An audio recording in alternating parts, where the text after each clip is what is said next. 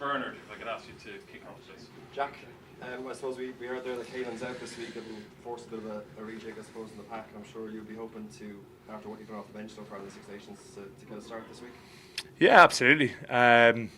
Be great to get a run out. Be great to get a start. Happy enough with my performance in the last few weeks, and it was nice to get a break there last week and reconvene and then get to a bit of work and then be hopping into training on Sunday and Monday. So it's been a good few days and lads are excited, and if we get the opportunity to go on the weekend, just make sure it doesn't pass me by and make the most of it. Like, obviously it's disappointing to lose Caelan. He's been fantastic the last 2 weeks, and please God we get him back for France, because he's been an incredible leader both on and off the pitch, and he's been playing incredibly well both for Leinster and Ireland the last few months. So I'm sure he's desperate to get back, and hopefully we have him back now next week and the week after.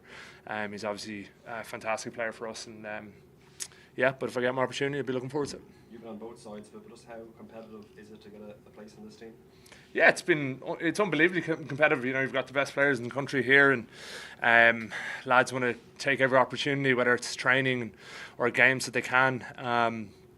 So you know, when you're given that mantle and you're given that opportunity, you got to make the most of it, and that's certainly my mindset for this week. Apart from being captain, what does Ireland need to fill in for Caelan's loss this week?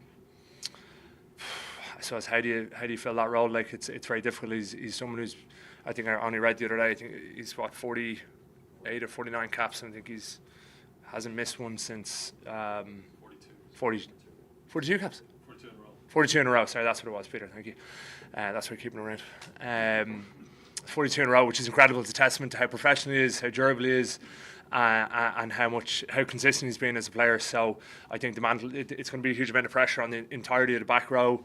You know, whoever's on the bench and the lads that are starting to kind of keep on pushing from where he let off, because again, he's been unbelievable. So, and you know, he's someone we get on very well, and we compete hard against each other, and I think we've helped spur each other on to be at a really good level. So whether it's being Leinster or Ireland, he's someone I think who sets the standard for the rest of the back row, and now without him this weekend, we're going to have to push on and make sure we're at the level. Justin. Jack, that attacking rhythm, it really seemed back in the last couple of games, certainly the second half and all of Scotland. What are you doing differently? I wouldn't say we're doing anything differently. I think the processes that we use and the way we train hasn't changed much. It's evolved and it's progressed, but it hasn't changed really at all over the last few years. I think the onus is still on the process that we do every single day in training and games, just to be better at it. And we probably, you know, I didn't play in November, so I don't want to critique the lads that were there because it was 4 tough matches, but you know, we're just looking to evolve and get better the whole time and add more strings to our bow. So there hasn't been huge changes. It's just about trying to do what we do better and never being happy with the level of performance or where we're at. To always try push on, and even when you think you've mastered something, that's when you have to go back and start the basics again and try to get better. And I think that's something that we try to do consistently. So there's no big change. It's always about what we do and trying to do it to the best of our ability. Wales, it's been a real terrible time for them. What does Ireland need to be wary of going into this? Yeah, it's been, I have no doubt, it's been unbelievably tough for the Welsh lads. I had the privilege of playing with a lot of them a few years ago on the Leinster. Unbelievably good group of men, hard working. But I think that they'll be galvanised by new coach coming in, everything that's gone on the last few weeks. So I think it's an unbelievably tough test match for us over there. They're incredibly proud team and nation, and a nation that gets behind Welsh rugby incredibly well, and playing over there with the roof closed is going to be incredibly special. So for us, again, like you asked about earlier, it's about the processes and doing what we want to do really well, and it's always about how we want to play, you know, and Wales come and they'll attack us, and they'll be unbelievably passionate and fired up for this game, but it's about us sticking to a process, doing what we do really well. Murray and then Cameron. Speaking about the strings to your bow, have you always had this prominent role in the lineout, or is that something you've been up and down?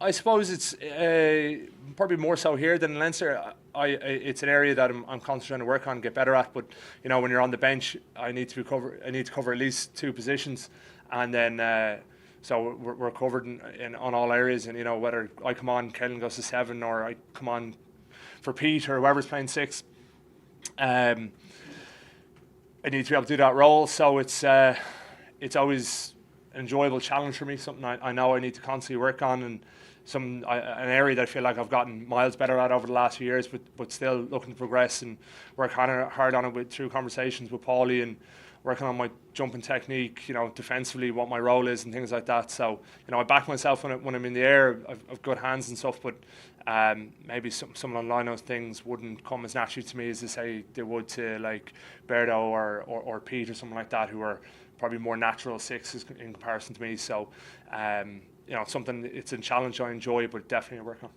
Just in terms of the bench and back row you've had, as you said, you've been happy with that. And Coach Doris says it's really important, clearly it is. Is it still the same kind of disappointment initially when you have that challenge? I suppose, you know, you can kind of see where you're at early on in the week with how walkthroughs and training lines up. So you kind of, there's no, oh, Jesus, I thought I was in here for the start. You know, you can put 2 and 2 together throughout the week. So, yeah, look, you always want to play and you always want to be giving it your all. And I always feel like I'd have the most impact when I was starting. But, you know, I can't fault it. You know, Caelan, captain, unbelievable leader, is playing unbelievably well. He's going to be playing 8. You know, as I said, Pete's a more natural 6, but I back myself to do that as well, and Ryan as well in the first week. So, you know, you're not unbelievably good at it. You can see the writing on the wall a little bit, and then it's about just being right. I need to get across my detail, and I have to cover 2 positions, so I'm going to make sure that's all nailed on, and then my focus the rest of the week is just nailing my role when I get on, and then bringing massive amount of energy and impact, and giving the lads around you who, you know, they've played 50, 60 odd minutes, are a bit fatigued, bring them a bit of energy, bring them a bit of voice, and then make an impact. So you're like, they're looking at you being like, right, geez, he's unbelievably up for this when he gets on. He's making a difference, and I feel like that gives everyone a lift. You know, it gives me a lift if I have a good moment, and likewise if I'm on and lads are going well, you're like, you know, I want to be at the level here. I want to be where those lads are and make an impact. So, yeah. And lastly, like the carry's always been a big strength in ball carry, but it seems to have peak again now. Is that just a physical thing? You feel so good in your body? Yeah. I always back myself with the ball in hand. I want to get as many one-on-one opportunities as I can, because I feel like that's when I'm at my best. If I'm getting soft shoulders or get a bit of space, use a bit of footwork and go down an edge or something like that. Yeah, is it the best it's ever been? Don't know, but I'm happy with it at the moment. Still would have liked to finish that try in the corner against England, but that was probably a bit of hubris. I probably should have stepped back inside, but sure, look, you live and you learn. It's Cameron then Sinead.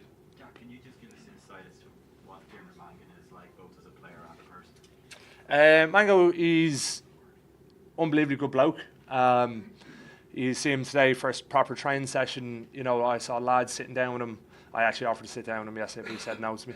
But now he caught up with a few other lads and was getting across the detail, because there's a lot when you come into camp for the first time, just to kind of upskill to the level that you need to be to train and to perform. So unbelievably eager to get across that detail, you know, catching up with lads. I think the older lads in the group are very good at making sure the young lads are up to speed, so there isn't a drop off, or you know, they're not making mistakes and they're comfortable with what's going on. So you know, he was sitting down with a lot of the second row lads and getting through bits yesterday. I think he's someone who's gone really well for Leinster the last few opportunities he's gotten. He's a great athlete, you know, he's kind of that 6 lock kind of hybrid.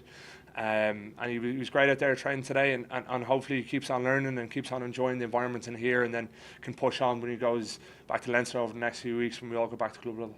Was that your approach when you came into camp first? Were you eager to just learn, get stuck in, or did you sit back a bit?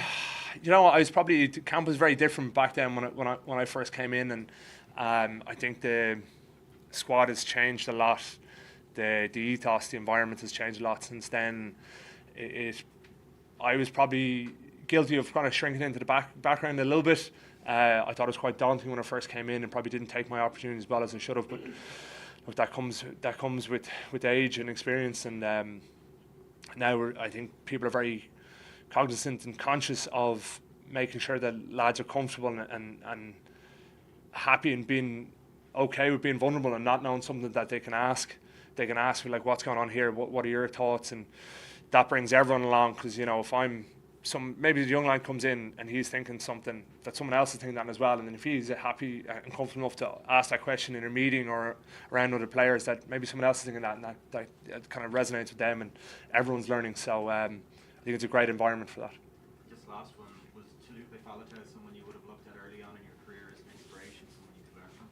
Yeah, Tulupe he's had an unbelievable career, and still now, like, he's unbelievable athlete. He's someone who moves incredibly well. Unbelievably nice fella as well. And it's great to see him back out there. I know he's had a few kind of injury troubles over the last few months, and it's great to see him back for Wales. He's been a huge player for them for a long time now. So he's someone who any young player or even older player could learn a lot off. I think his ability is incredible. He's got unbelievable skills, and he's great over the ball, and he's a good line-out option. Like, you couldn't look at his game and find much wrong with it. So yeah, he's definitely someone who I enjoyed having the opportunity to get to know a few years ago, and definitely always kind of looked at and admired the way he played the game, whether it was at Dragons or Bath or now Cardiff. Sinead? Jack, you mentioned earlier about not letting the game pass you by. Is that something you feel you've done better at? Yeah, definitely.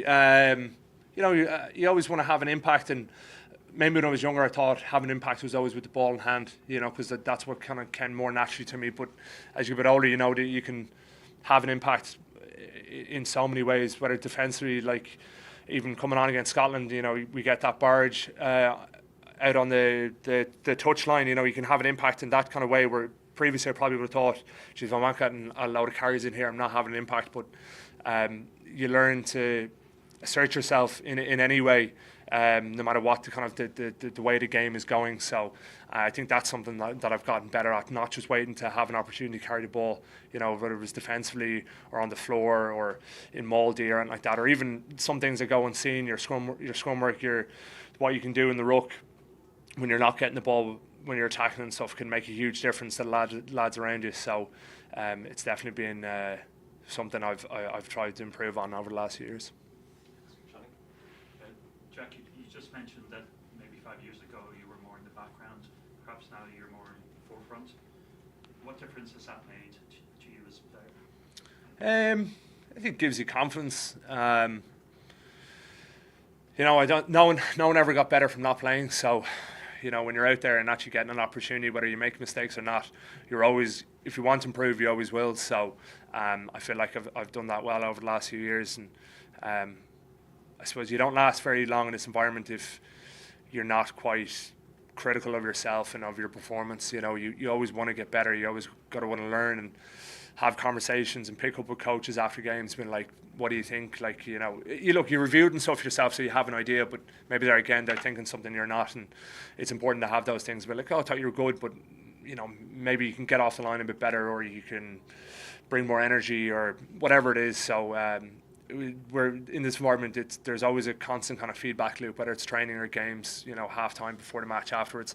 Lads are constantly chatting to each other, trying to pick up little things, you know, how did it go there, and I think it feeds into the collective. It gives everyone a lift, and it keeps everyone to a higher standard as well.